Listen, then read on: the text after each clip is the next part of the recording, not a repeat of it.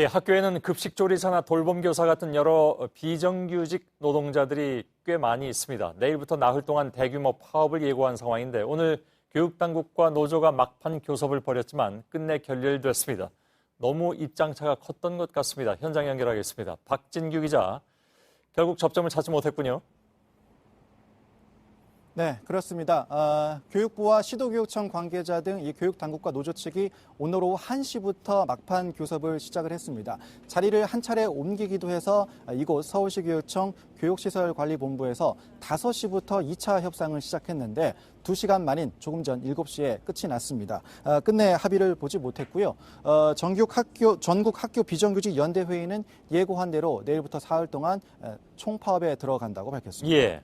입장차가 크다는 건 알았는데 전혀 그러면 조금도 진전이 없었습니까?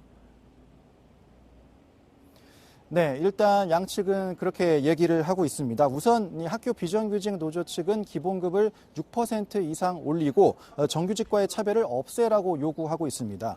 근속수당 인상이나 명절 휴가비 등을 이제 똑같이 지급하라는 건데요.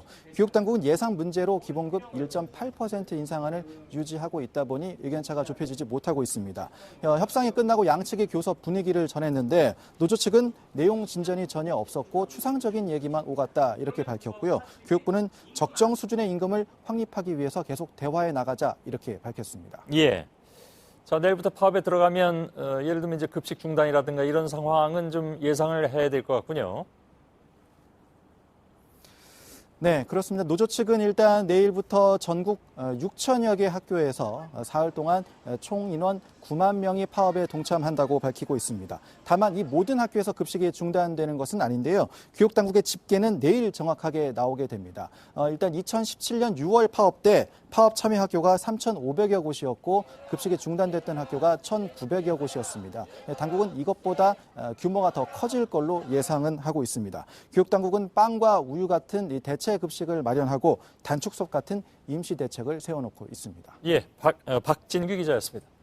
학교 비정규직 노동자들이 총파업에 돌입하면 길게는 사흘 동안 급식이 중단되는 학교가 나올 수 있다고 방금 전해드렸습니다. 당장 불편을 걱정하는 목소리도 있지만 또 응원을 보내는 사람들도 있습니다.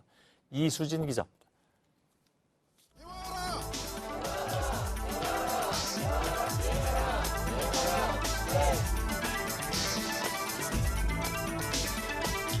네, 교육의 심장으로 여기도록 하겠습니다. 많은 노동자들입니다. 일단 그 식단 대체 식단 봤는데 그 점심 대체하기엔 좀 많이 부족하네요. 점심을 뭐 빵이나 이렇게 먹으면 버틸 수 없을 것 같아요.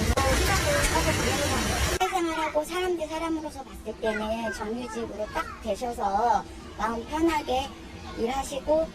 파업에 참여하기로 한 이모 씨도 내일 당장 새 아이가 학교에서 먹을 도시락을 준비합니다. 애들 내일 파업이라서 삼겹살 김치볶음밥 해주려고. 그 아이들 가진 엄마들이 굉장히 불편할 수 있을 것 같아요. 앞으로 사흘간 급식실 조리도구를 놓아야 하는 마음도 편치 않습니다. 그러나 비정규직도 동등한 대우를 받아야 한다는 생각은 굳건합니다. 대체 병가를 쓰고 싶어도 사람이 없어서 실상 쓰지를 못하거든요. 비정규직이어도 좀 최소한의 그냥 평범한 삶이 좀 살 수 있는 그런 조건이 되면 좋겠어요. 파업에 참여하는 학교 비정규직 노동자를 응원하는 목소리도 점차 커지고 있습니다. 한 교장 선생님은 장미꽃을 전달했습니다. 정당한 노동의 대가를 인정받고 존중받지 못하는 그런 분들의 상황을 알리는 것도 학생들에게 좋은 배움이 일어날 수 있는 기회가 될 수 있겠다. 급식실을 찾은 초등학생들은 쪽지에 편지를 적었습니다. 항상 급식 맛있게 해주셔서 감사했습니다. 아이들은 조금 불편해도 괜찮다고 말합니다. 급식 못 먹어도 괜찮을 것 같아요. JTBC 이수진입니다. 예, 학교 비정규직 노동자의 파업은 2012년 이후에 벌써 5번째입니다. 그동안에 무엇이 바뀌었고 또 무엇이 바뀌지 않아서 이렇게 파업은 계속 되풀이되는 것인지 서효정 기자가 나와 있습니다. 자, 노동자 측의 입장을 좀 들어봐야 될 것 같은데 기본급을 6% 이상 올려달라는 것, 이게 가장 기본적인 요구죠? 네, 맞습니다. 기본급을 6.24% 올려서 임금을 공무원 최하위 직급의 80% 수준으로 맞춰달라는 겁니다. 예. 지금 이들이 받는 기본급은 167만 원입니다. 그러니까 수당 등을 합치면 9급 공무원의 69% 정도 됩니다. 예. 지역에 따라 다르겠지만 10년차 급식조리원이 210만 원 정도를 받습니다. 이들의 요구를 받아들이면 지역별로 약 100억 원의 예산이 필요합니다. 예. 교육당국은 일단 기본급 1.8% 인상안을 제시했습니다. 예. 1.8%를 인상하면 몇 퍼센트가 되는 겁니까? 그러니까 어느 정도가 되는 겁니까? 최하위직 공무원의 한 70% 내지 75% 정도 수준? 그 정도로 생각을 해야 될까요, 그러면? 예, 그 정도 수준으로 대략 보시면 그렇게 될것 나오는군요. 같습니다. 예. 급여 말고 신분도 좀 명확하게 해달라. 그러니까 이런 요구가 있습니다. 그러니까 법으로 정해지지 않았다라는 얘기인데 그건 어떤 얘기입니까? 네, 맞습니다. 교사는 교육공무원법을 적용을 받는데 반면에 이들은 따로 법적으로 적용을 받는 신분이 아닙니다. 예. 법의 테두리 안에 들어가게 해달라. 그러니까 교육공무직을 법제화해달라는 게 이들의 요구입니다. 예. 아무튼 이 때문에 오늘 계속 협상이 이어졌고 결국은 결렬이 됐습니다. 파업으로 이어지게 됐는데 이게 아까 말씀드린 대로 5번째가 됩니다. 예. 전혀 그럼 그동안은 해결된 게 없었습니까? 있긴 있죠. 네, 있긴 합니다. 다만 본질적인 부분이 해결되지 않았다는 게 이 노조의 주장입니다. 예. 이 전국 학교 비정규직 노조가 파업한 사례를 보면 지난 2012년에 파업의 결과로 교통비와 자녀 학비 보조수당 등이 새로 생겼습니다. 예. 2014년엔 근속수당을 1년에 2만 원으로 올렸고 2016년엔 상여금을 신설하고 명절 휴가비가 인상이 됐습니다. 예. 2017년엔 근속수당이 3만 원대가 됐습니다. 하지만 기본급이 인상된 적은 없습니다. 예. 그렇게 조금씩 올려갔음에도 불구하고 최하직, 하위직 공무원의 한 60%대라고 하는 거니까 워낙 좀 적었다 이렇게 생각을 할 수밖에 없군요. 아무튼 수당 같은 거를 올리는 선에서만 끝났다 이런 얘기인데 서효정 기자도 말했지만 본질이 바뀐 것 같지는 않습니다. 네, 맞습니다. 오늘 저와 대화를 나눴던 노조원들도 그 점을 좀 강조를 했습니다. 예. 노조는 교육공무직 법제화, 그러니까 이 신분을 법으로 보장해달라고 주장합니다. 그렇게 되면 이 17개 시도에서 일하는 비정규직 노동자가 이 동일한 조건에서 한 번에 교섭하는 게 의무가 됩니다. 반면 지금은 지역별로 따로 교섭을 하고 있습니다. 어떤 지역에선 이 수당을 좀 올리기로 하고 또 다른 곳에서는 그렇게 되지가 않아서 이 파업이 끊이지 않는 구조가 되는 겁니다. 예. 뭐 또 한쪽 얘기만 들을 수는 없는 거니까 교육당국은 뭐라고 얘기합니까? 네, 교육청 입장을 제가 들어봤는데 이 교육당국은 어쨌든 이 교부금 등 이 교육청 예산으로 학교를 운영하고 또 이들한테 월급도 주고 하는데 사실 이렇게 갑작스러운 임금 인상은 조금 부담이 된다. 이런 입장을 표명을 했습니다. 예. 사실 가용할 수 있는 돈을 감안했을 때 자신들이 제시한 안이 1.8% 인상이라는 건데요.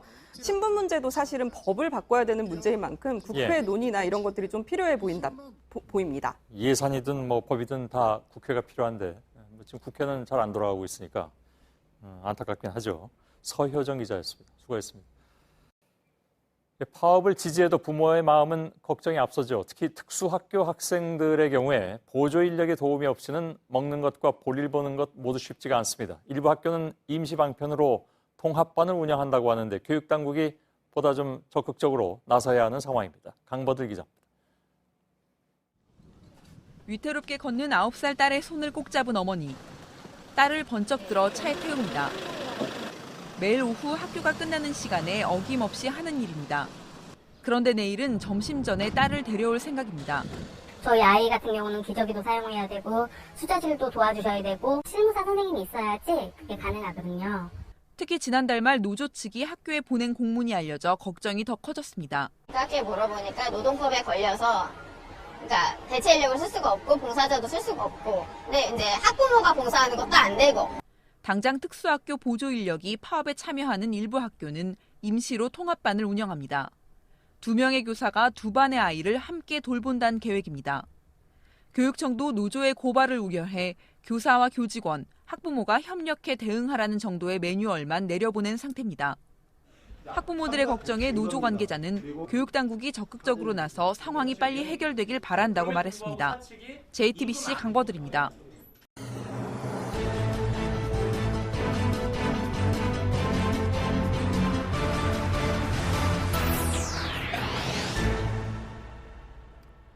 예, 뉴스룸의 앵커 브리핑을 시작하겠습니다. 불편해도 괜찮아요. 학생들은 피켓을 들었습니다. 비정규직 노동자들의 파업으로 당장 내일부터 급식이 끊길지도 모른다는데 배를 골아도 괜찮다니. 그러나 학생들의 마음은 어른들보다 한참 앞으로 나가 있었습니다. 밥을 안 준다고 원망하지 말고 왜 파업을 하는지 관심을 가져야 한다. 찜질방같이 끓어오르는 조리실의 환경과 학교에서 일하는 노동자들의 고생을 알고 있기에 그들은 미안했던 것이죠.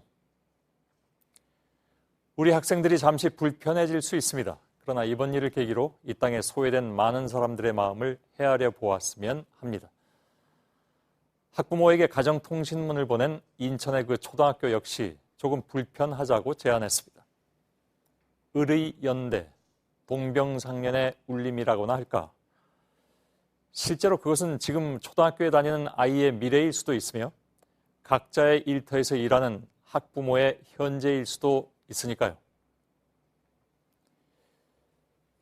Sorry, we missed you. 죄송합니다. 우리가 당신을 놓쳤네요. 라는 의미죠. 영국의 택배기사들은 택배를 받을 사람이 집에 없을 때 집 앞에 이런 내용의 쪽지를 남긴다고 하는군요. 영화감독 켄 로치는 그들이 남긴 이 문구에 주목했습니다. 그대로 해석하자면 노동자가 고객을 놓친 것이 되지만 거꾸로 풀이해본다면 누군가의 노동을 편안히 제공받는 사람들이야말로 그 노동을 제공하고 있는 누군가의 가치를 놓치고 있다는 것. 즉, 정작 그들을 놓친 것은 우리 사회라는 의미였습니다. 불편해도 괜찮아요. 고등학생들이 웃으며 지켜든 불편을 감수하겠다는 그 메시지 안에는 누군가에게 적절한 노동의 대가를 지불하지 못한 냉정한 세상이 건네야 할 사과가 대신 담겨진 것은 아닐까. 오늘의 앵커 브리핑이었습니다.